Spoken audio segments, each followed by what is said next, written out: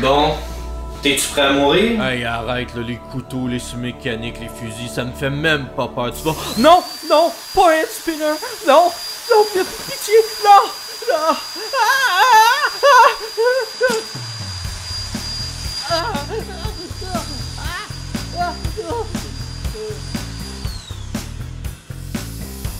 Ouais, ben ces trucs-là sont pas mal utiles, finalement. Salut tout le monde! Ouf, oui, je suis loin d'être en forme. Ça fait une semaine que j'ai eu un accident et depuis, j'ai mal au torse. Eh bien oui, j'ai eu un accident de voiture récemment, no joke. Et là, je sais ce que vous allez dire, hein, je conduis mal. Non, j'étais même pas le chauffeur. Si je l'aurais été, ce serait pas arrivé, voyons. Moi, vous expliquer comment c'est arrivé. Moi et Marc, ici, on jouait dans une pièce de théâtre et on se dirigeait justement là où on allait jouer. En passant, c'était moi le meilleur dans la pièce. On était en route, j'ai programmé son GPS pour se rendre à destination. Je lui donne pour qu'il le place où il veut, et après on a dérapé et on s'est retrouvé dans le fossé. À cause du GPS. Parce que ça lui a pris 2 secondes de le placer, et pendant ces 2 secondes-là, ben, on était déjà dans le fossé. Et puis Marc, c'est disons l'un des seuls que je connaisse qui conduit de façon sécuritaire. Tandis que les autres, ben ça m'étonne que ce soit pas arrivé à eux. C'est vrai, c'est con, on dirait que les accidents arrivent à ceux qui sont prudents.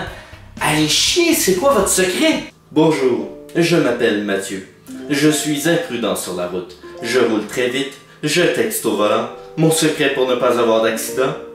Perdre mon permis avant la catastrophe. Ouais, c'est mieux comme ça finalement. Le pire dans tout ça, c'est qu'un de mes amis m'a déjà dit que la route où on a failli mourir justement était faite pour faire de la vitesse. Bullshit. Si on respectait la vitesse et qu'on est quand même tombé dans le fossé, sa théorie, c'est de la merde. Pour revenir à l'accident, on a eu la chance d'avoir une infirmière qui roulait juste en arrière de nous. Elle nous a aidés et elle a été très gentille.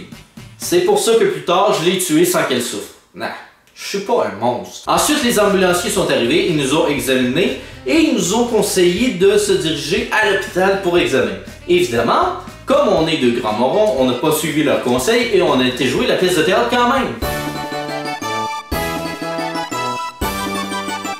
Ben oui, Serge, le metteur en scène, avait tellement travaillé pour la pièce, et comme on sentait pas qu'on avait quelque chose de cassé, ben on voulait pas qu'il l'annule. Au début ça allait bien, mais à la fin, j'avais de la difficulté à courir. Mais on a réussi à la faire. Ensuite, on a été à l'hôpital.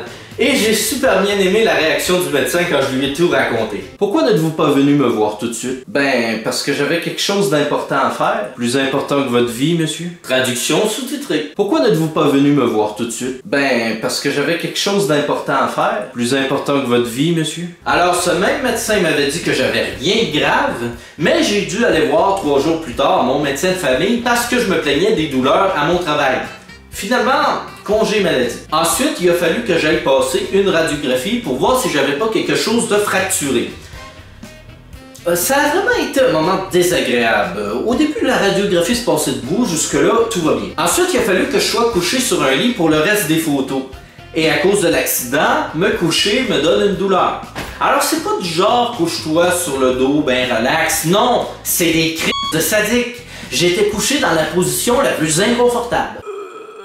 Et puis, ça s'est pas fait vite du tout, hein, parce que j'avais l'impression que de l'autre côté, au lieu de prendre la maudite photo de mon bel intérieur, qu'à la place, il était en train de raconter leur fin de semaine. Je te jure, là, quand j'ai retiré ses pantalons, là, mais maudit, cette fille était plus petite que je le pensais. Excusez, c'est parce que Ah ouais, je te jure. j'ai mal, là. Ah, on aurait... Allô? Ensuite, il a fallu que j'appelle la SAC pour remplir un formulaire, et c'est une des choses les plus longues que j'ai faites de ma vie. Sérieux, il faut remplir un questionnaire par internet en ayant bien sûr un papier du médecin avec le rapport de police. Il faut ensuite faire remplir un papier par les ressources humaines de ton travail, faire un sacrifice, faire un rituel, envoyer ça par internet et bien sûr recommencer tout ça une deuxième fois quand ton ordi a décidé de planter. Ah oui.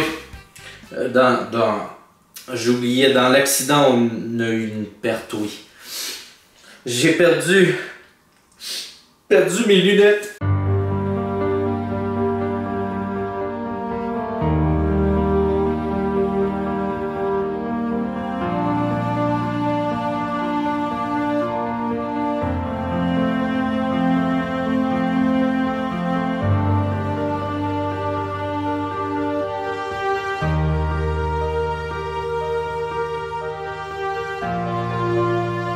Bon, il faut que je l'avoue, elle commençait à se faire vieille, donc ça a bien tombé d'un côté.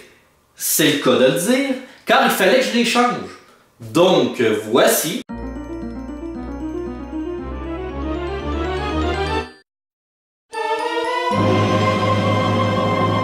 En plus, j'ai profité du 2 pour 1 et j'ai une deuxième paire neuve. Ah, voilà, on m'a souvent traité de nerds, maintenant ils ont une bonne raison de le dire. Il faut le dire, avec l'accident qu'on a eu, on a été chanceux de s'en sortir avec aussi peu de blessures. On roulait quand même à 90 km/h. Le pire dans tout ça, c'est que les coussins gonflables sont pas sortis. C'est vrai, regardez la photo du char. Venez pas me dire que c'est normal que ça se soit pas déclenché. Si la ceinture aurait pas fonctionné, il y aurait eu un bel homme de moins sur Terre. Puis mon oncle m'a raconté quelque chose que moi-même j'ai du mal à croire, mais il semblerait que des coussins gonflables, ça attire certains voleurs. Donc, soit que la compagnie qui a créé le char sont des incompétents, ou soit qu'il s'est fait voler ses coussins, mais il s'en est pas rendu compte. Bon, ensuite voilà, après une semaine, la douleur a pas encore diminué et je dois avouer que j'ai hâte. J'ai hâte de me lever le matin sans avoir de douleur. J'ai hâte de pouvoir bouger plus. Ce qui me fait chier, c'est qu'en général, je suis capable de faire des redressements assis, des push-ups. Je veux éviter de grossir. Mais depuis quelque temps, mes matins, ça ressemble à ça. Voilà, cette expérience-là m'a fait encore une fois réfléchir sur le fait que, ça arrive pas juste aux autres. On sait jamais ce que le destin nous réserve et on sait très bien que le destin est pas du genre à nous faire chier. Mais bon, je suis vivant. Et c'est tout ce qui compte. Mais j'en dirai pas autant pour certains. On se revoit dans une prochaine vidéo. Ah, je me suis pris.